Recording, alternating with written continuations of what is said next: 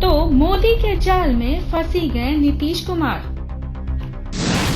नीतीश सोच रहे थे उन्होंने किया बीजेपी के साथ खेला, उन्हें नहीं पता यह तो था मोदी का प्लान।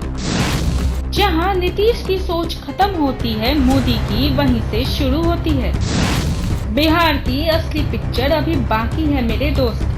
बिहार में नीतीश कुमार सोच रहे हैं कि उन्होंने भाजपा को धोखा देकर बहुत बड़ा खेला कर दिया। सोच रहे हैं कि दुनिया जीत ली, लेकिन उन्हें शायद नहीं पता है कि वह भाजपा के बने जाल में फंस गए। भाजपा तो चाहते ही यही थे कि नीतीश कुमार उसका साथ छोड़कर फिर से तेजस्वी और कांग्रेस का हाथ पकड़ ले। किसी ने बिल्कुल सही कहा है, विरोधियों की सोच जहां खत्म होती है, मोदी की सोच वहीं से शुरू होती है। नीतीश कुमार ने भाजपा का हाथ छोड़कर तेजस्वी और कांग्रेस का फिर से हाथ थामा, तो लोगों को लगा कि यह तो भाई भाजपा के लिए बड़ा झटका है, यह तो मोदी के लिए बड़ा झटका है। लेकिन लोगों को शायद इसके पीछे की असली कहानी नहीं पता। यह कहानी हम आपको बताते हैं, एक एक करके समझाते हैं कि कैसे नीतीश कुमार मोदी और शाह के बुने जाल में फंसते चले गए। जाल नंबर 1, जानबूझकर भाजपा ने नीतीश पर बनाया अलग होने का दबाव। नीतीश को पता ही नहीं है कि भाजपा खुद चाहती थी कि नीतीश भाजपा से अलग हो जाएं। इसलिए बीते कुछ दिनों में भाजपा की ओर से जानबूझकर सरकारी कामों में नीतीश पर दबाव बनाया जा रहा था। इस तरीके के बयान दिए जा रहे थे कि नीतीश को लोगों का टीस लगे। हर काम में भाजपा नेता जानबूझकर इंटरफेयर करते थे, ताकि नीतीश को लगे कि वह भाजपा की जंजीरों में बंध गए हैं और परेशान होकर भाजपा का साथ छोड़ दें। और हुआ भी यही कि नीतीश को लगा कि भाजपा के साथ काम करने से उन्हें दिक्कत हो रही है। इसी वजह से उन्होंने भाजपा से अलग होने का फैसला ले लिया। चाल नंबर 2, पटना में रहने के बावजूद नीतीश से नहीं मिले शाह और नड्डा।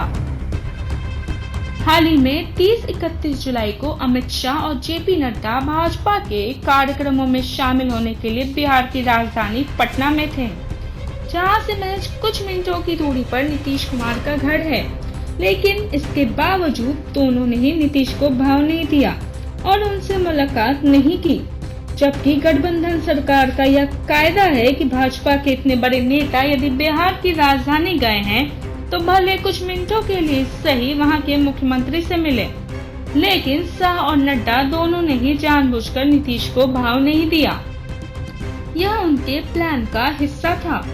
उन्हें पता था कि यह बात सीधी नीतीश कुमार के ईगो को छुएगी और वह भाजपा से अलग होने की तरफ आगे कदम बढ़ाएंगे। चाल नंबर 3, नीतीश की मौका परस्त छवि से भाजपा को फायदा।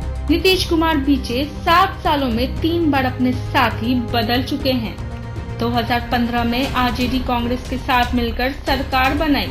2017 में फिर मन बदल लिया, आरजेडी कांग्रेस का साथ छोड़कर भाजपा को साथ ले लिया और उसके साथ सरकार बनाई।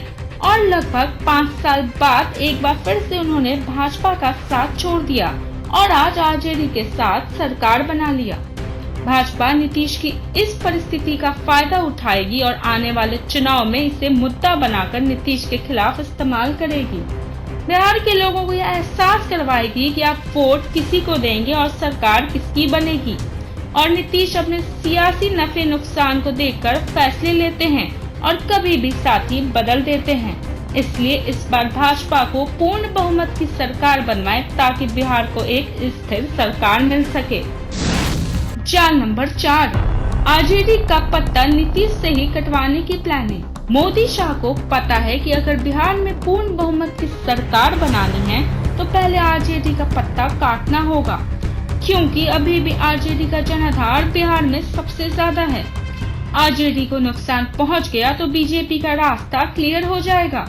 अभी अगर विधानसभा सीटों के हिसाब से देखें तो आरजेडी के पास 79 विधायक हैं, यानी कि आरजेडी नंबर 1 पर है। बीजेपी के पास 77 विधायक हैं, यानी बीजेपी नंबर 2 पर है और जेडीयू के पास सिर्फ 43 विधायक हैं।